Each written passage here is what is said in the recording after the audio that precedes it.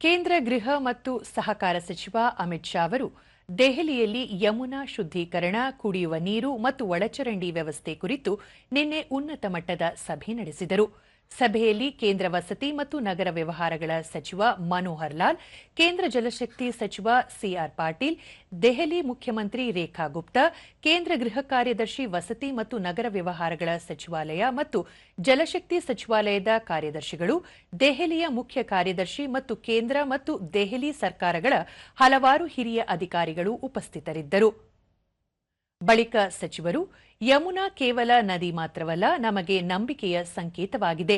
ಅದಕ್ಕಾಗಿಯೇ ಅದರ ಸ್ವಚ್ಛತೆ ನರೇಂದ್ರ ಮೋದಿ ಸರ್ಕಾರದ ಆದ್ಯತೆಯಾಗಿದೆ. ದೆಹಲಿಯಲ್ಲಿ ಯಮುನಾ ಕುಡಿಯುವ ನೀರು ಮತ್ತು ಒಳಚರಂಡಿಗೆ ಸಂಬಂಧಿಸಿದಂತೆ ನಾವು ಮಾಡುವ ಯಾವುದೇ ಯೋಜನೆಯನ್ನು ಮುಂದಿನ 20 ವರ್ಷಗಳನ್ನು ಗಮನದಲ್ಲಿಟ್ಟುಕೊಂಡು ಮಾಡಬೇಕು. ಯಮುನಾ ಶುದ್ದೀಕರಣದಲ್ಲಿ ದೆಹಲಿ ಜಲಮಂಡಳಿ ಪ್ರಮುಖ ಪಾತ್ರ ವಹಿಸುತ್ತದೆ. ಅದನ್ನು ಬಲಪಡಿಸುವುದು ಅವಶ್ಯಕ. ದೆಹಲಿ ಜಲಮಂಡಳಿಯಲ್ಲಿ ಖಾಲಿ ಇರುವ ಹುದ್ದೆಗಳನ್ನು ತಕ್ಷಣ ಭರ್ತಿ ಮಾಡಬೇಕು ಎಂದರು.